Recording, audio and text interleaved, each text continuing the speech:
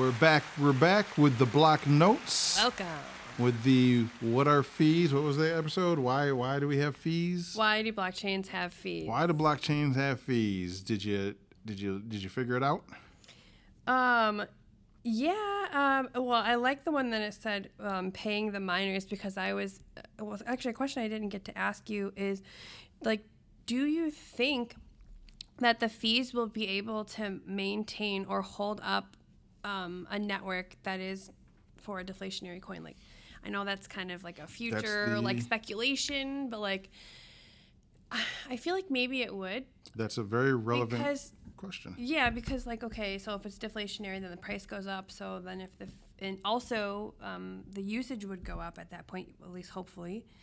So the price is up, the demand is up. So now the fees grow and grow. Yeah, so Bitcoin, this is the game theory of Bitcoin, and people get the game theory of Bitcoin wrong all the time, right? They'll talk about like, well, there's 21 million, and that's what makes this hound money. There's never going to be more, and it's like there's a lot of coins out there that have a hard cap. Right. That does not make them valuable, right? It's a combination of things. This is the game theory, right? So with Bitcoin, it's, all right, first you have a fixed supply, right? Right. Then you have a fixed block size. Right? Mm-hmm. So it drives then you have a halving every 4 years. Mm-hmm. So those three things combined. And then the last thing that I'd probably put in is block space isn't free. Right. It's an open market bidding war. So you take those things together and it's like, look, if I got 5 people who use Bitcoin network, just 5 people, right? Now, it's not very decentralized, but for the sake of the argument, we'll call that decentralized enough, right? I got 5 people who use the Bitcoin network. And in 4 years, they all have demand. They pay each other in Bitcoin. That's what they use, this very small 5-person community. Mm-hmm. In 4 years, the supply cuts in half, right? Well, we're the only 5 people who use it. So at least maybe 3 of us, hopefully, are mining it, right? If not all of us.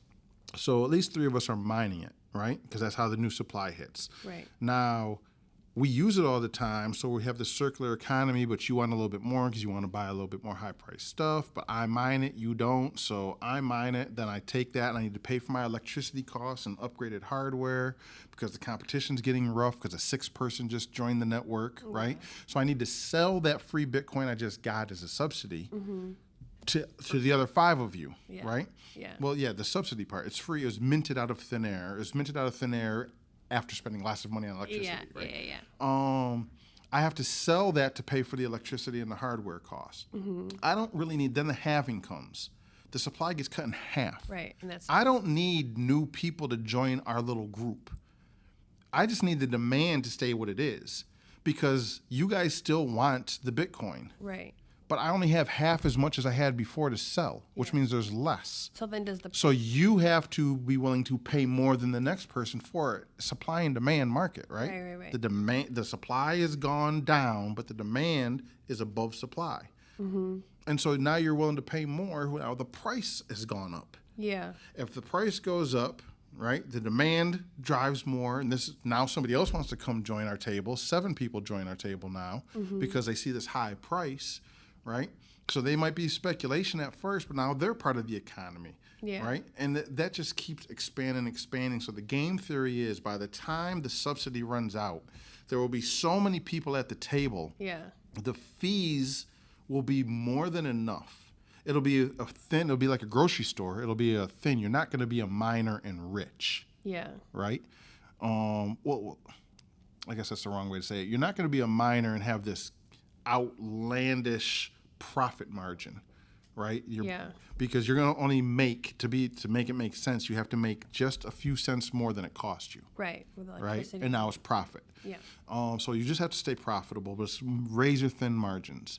And so the game theory of that is, if the price is going up and the network's still going, people must be using it. The block space is limited, so you can only fit so many people at the table. Right. After a while, just off of transactions alone. Right? We don't have to do any other games. Yeah. We don't have to do finance, theoretically. The block is full. Once the block is full, because there's enough people at the table using it, the fees go up. But do you think there will be a point where the demand is so high that people are like, wow, the fees are outrageous. Like, I don't want to use this anymore?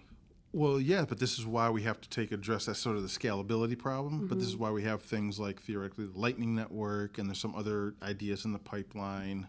Because I don't think you should put all your eggs in one basket with this type of stuff.